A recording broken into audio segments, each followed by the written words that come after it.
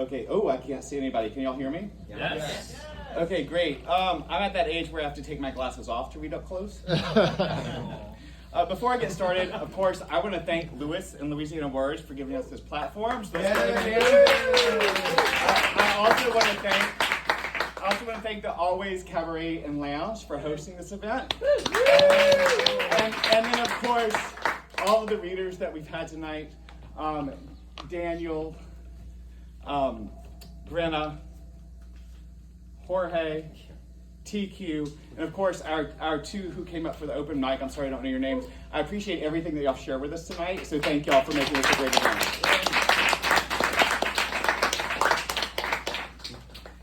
So I'm going to read to you first the second part of the first chapter of a novella that I finished, but I am revising right now.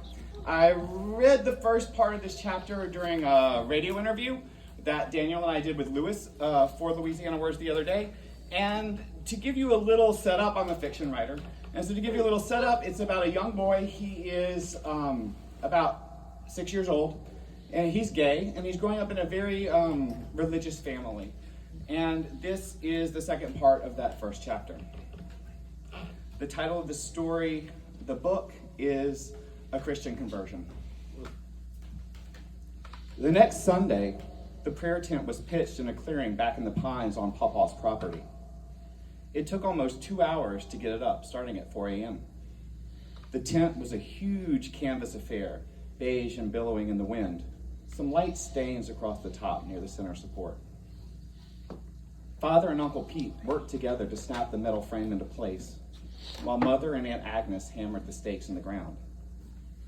Once noon came, the late crowd stressed the sides of the tent, waiting on Father's second sermon of the day. There were all sorts of folks, some dressed in suits and dresses, other in jeans and the occasional t-shirt. There must be 100, Father said to Mother, peeping through a flap before they made their entrance. In these moments, Jacob became nervous, his stomach clenching and his throat dry.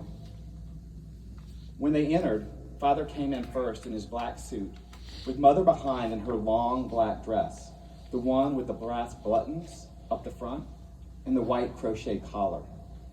His sister Chloe followed, wearing an identical dress to Mother's, a blonde ponytail falling halfway down her back. Jacob stumbled in last, his black suit like Father's but baggy, something he'd have to grow into. Father stood on a makeshift stage, a collection of shipping pallets stacked on milk crates they set up at the front of the tent, his blonde crew cut shining in the filtered light. He started into his sermon strong, railing against the sins of the world, his face puffed up and red as sweat poured down the sides of his face. It was hot inside the tent, and the clean smell of damp grass mingled with a hint of mold from the canvas and the hot smell of the congregation's breathing. His sermon moved quickly into loving thy neighbor, and Jacob knew Father would give Mother a chance to speak. She had a silver tongue, they like to say, and the story she'd tell always filled the collection plates.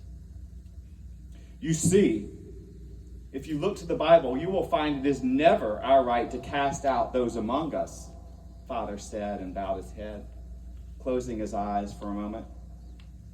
Amen shot up from around the tent. Mother mouthed the silent amen to herself and nodded fast as Father continued. It is in Hebrews chapter 13, verse 2, where you will find the Lord's word on this.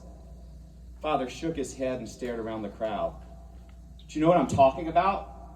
Father yelled, pointing a finger around the room.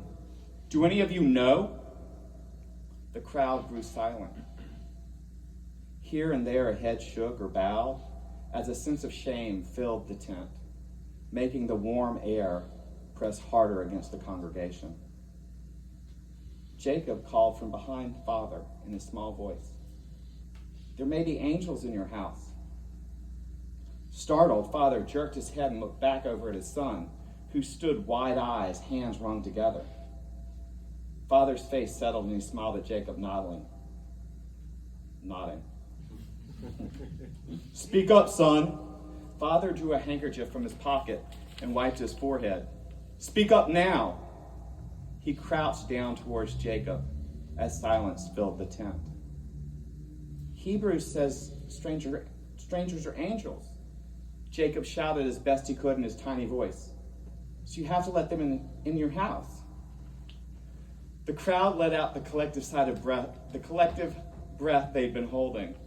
And a woman in the back yelled, "God bless that child."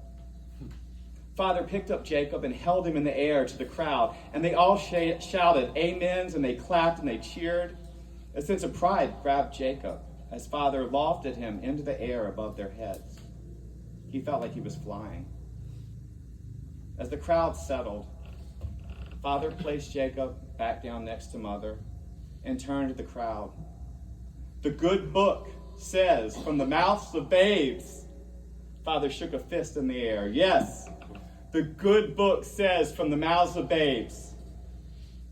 The congregation went wild again with amens and hallelujahs and clapping and stomping. Father looked back at Mother, running her fingers through Jacob's copper hair, tears welling in her eyes. Later that evening, after the final service, as their old station wagon twisted down the dark road to the house, Mother sat with the collection money in her lap, counting and murmuring, "We are blessed. We truly are." The car's overhead light shone down on a pile of cash as she smoothed the crumpled bills and stacked them on the seat between her and Father. Without looking, Father reached back and he slapped his hand a few times on Jacob's little knee, then grabbed and shook. "Son, you have blessed us." "I don't know what the big deal is," his sister Chloe glared at Jacob. "I know Bible stories too." Mother shook her head and resumed counting as the car continued in silence. That night, Jacob lay in bed, looking up at the popcorn ceiling, imagining the faces of the people from the congregation and the shadowy patterns above, shouting and cheering from him. He remembered the feeling of flying when Father lifted him to the crowd, and he jolted up, smiling with joy. "I have blessed us," he told the empty room. "I have truly blessed us."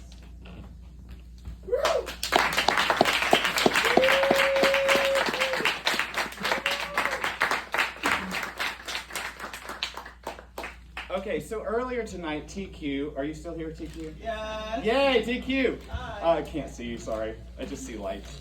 TQ Sims and I were actually, very coincidentally, both published in Beyond Queer Words, the latest edition.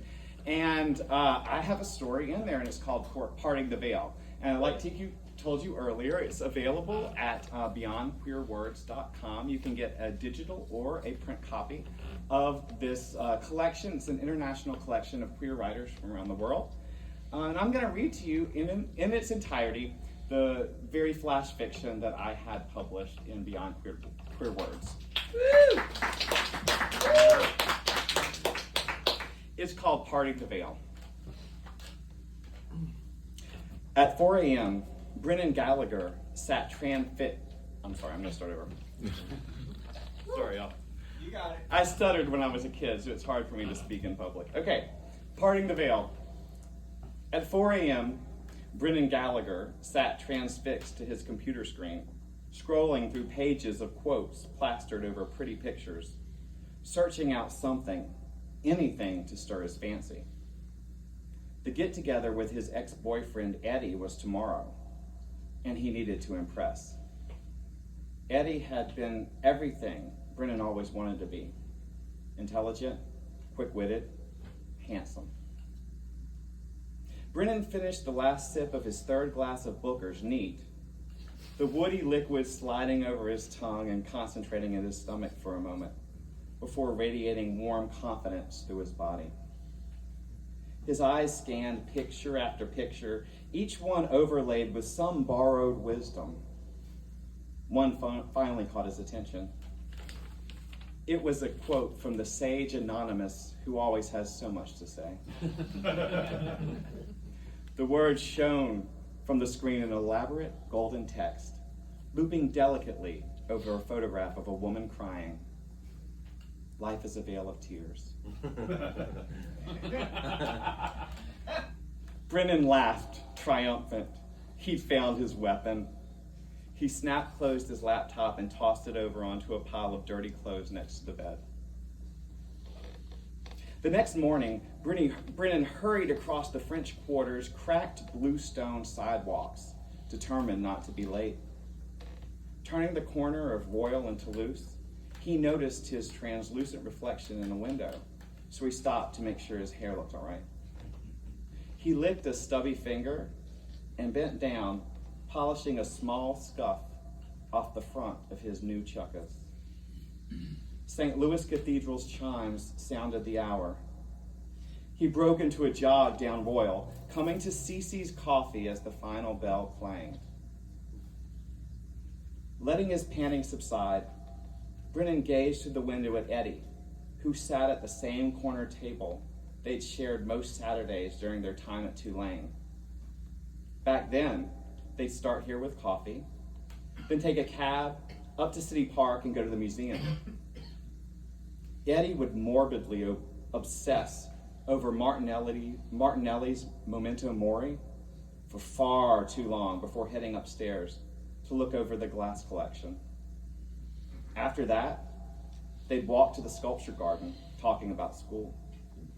That had been almost 5 years ago, back before Eddie met Kevin and decided he needed some space from Brennan. Now, partially hidden behind a newspaper, Eddie looked exactly the same, all big hands and blonde hair.